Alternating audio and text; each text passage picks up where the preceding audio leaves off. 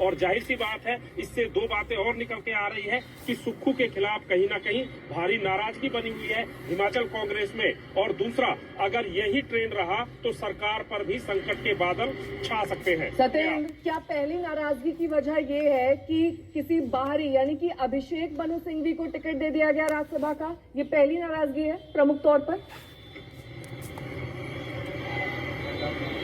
देखिए नेहा, इससे पहले आपको थोड़ा सा ये भी समझना होगा कि अभिषेक मनु सिंघवी का नाम बाद में आया है। इससे पहले यहीं से सोनिया गांधी का नाम भी चल रहा था, लेकिन कांग्रेस पार्टी ने पूरा आंकलन किया और उसके बाद से सोनिया गांधी को हिमाचल से शिफ्ट कर राजस्थान की तरफ ले गए। तो कहीं ना कहीं कांग्रेस पार्टी को भी ये एहसास था कि कहीं ना बहुत ज्यादा नाराजगी विधायकों में बनी हुई है। अगर सोनिया गांधी जैसे बड़े लीडर को यहाँ पर लेकर आ सकते हैं तो फजीहत का डर था। यही वजह थी कि सोनिया गांधी का नाम यहाँ से हटाकर राजस्थान ले जाया गया, क्योंकि प्रियंका गांधी पूरे हिमाचल की इंचार्ज रही हैं। उनका घर शिमला में है और वो मुख्यमंत्री सुक्खू की खास भी कही जाती है। तो कुल मिलाकर ये जो गतिरोध बन रहे हैं उससे कहीं ना कहीं सुक्खू की कार्यशैली पर बहुत बड़ा सवालिया निशान लग रहा है। दूसरा, ऐसा भी संदेश निकल कर आ रहा है कि वो पार्टी को संभालने में विफल रहे हैं। अगर 9 वोट क्रॉस होते हैं तो ये एक बहुत बड़ा नंबर है, और इसी नंबर के आधार पर अगर कांग्रेस पार्टी में कोई टूट हो जाती है तो कांग्रेस का एक राज्य कांग्रेस से और छिन सकता है। हालांकि जिस तरीके से मुख्यमंत्री सुक्खू ने ट्वीट किया है वो अब भारतीय जनता पार्टी पर निशाना साध रहे हैं, अंतरात्मा की बात कर रहे हैं और कह रहे हैं कि भारतीय जनता पार्टी खरीद फरोख्त कर रही है।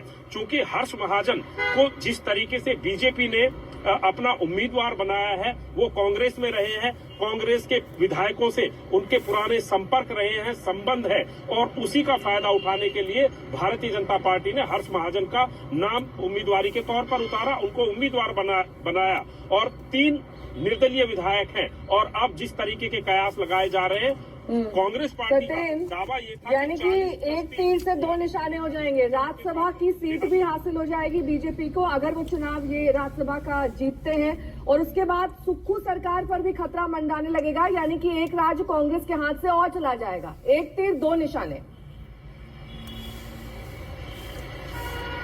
बिल्कुल नेहा, बिल्कुल सही आपने कहा है। और हिमाचल का आप देखें तो हिमाचल में अभी नई सरकार बनी थी और जिस तरीके से अब ये गतिरोध हो गए हैं और सुक्खू को मुख्यमंत्री बनाने के बाद से ही और आपको एक चीज और बताना चाहूंगा, ये जो हर्ष महाजन है ये पूर्व में वीरभद्र सिंह गुट के माने जाते हैं और जो राजा वीरभद्र सिंह के उनके परिवार के बेहद करीबी माने जाते हैं। और जब मुख्यमंत्री सुक्खू का नाम सामने आया था मुख्यमंत्री के तौर पर, तब से ही वीरभद्र सिंह के परिवार की नाराजगी सामने आने लगी थी। और अब जिस तरीके से गतिरोध हिमाचल की राजनीति में बना है, लग रहा है कि इस ठंडे प्रदेश में आने वाले समय में, और सबसे अहम बात यह है कि अब कुछ महीने बाद या कुछ दिनों बाद लोकसभा के चुनाव भी होने हैं। अगर इसी तरीके से हिमाचल में बड़ा उलटफेर हो जाता है तो कांग्रेस के लिए बहुत बड़ा झटका होगा और भारतीय जनता पार्टी के लिए जाहिर सी बात है एक राज्य भी आता है और लोकसभा में भी उसका फायदा उन्हें मिल सकता है। सत्येंद्र, अब थोड़ा राज्यसभा का गणित समझाइए। 3 निर्दलीय और 9 में से अगर 7 भी बीजेपी के साथ जाते हैं यानी कि 10,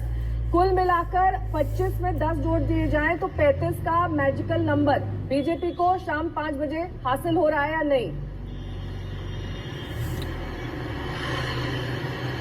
देखिए, जिस तरीके से अभी सूत्रों के हवाले से खबर आ रही है नेहा, फिर से एक बार आपको बताना चाहेंगे कि ये अभी कंफर्म नहीं है। 68 वोटें हैं, 68 की 68 वोटें पोल हुई है। हालांकि कांग्रेस का एक विधायक बेहद गंभीर हालत में था, बीमार था और उसको भी हेलीकॉप्टर से लाया गया है, इस तरह की बात सामने आई है। 68 की 68 वोट अभी तक पोल हो चुकी है।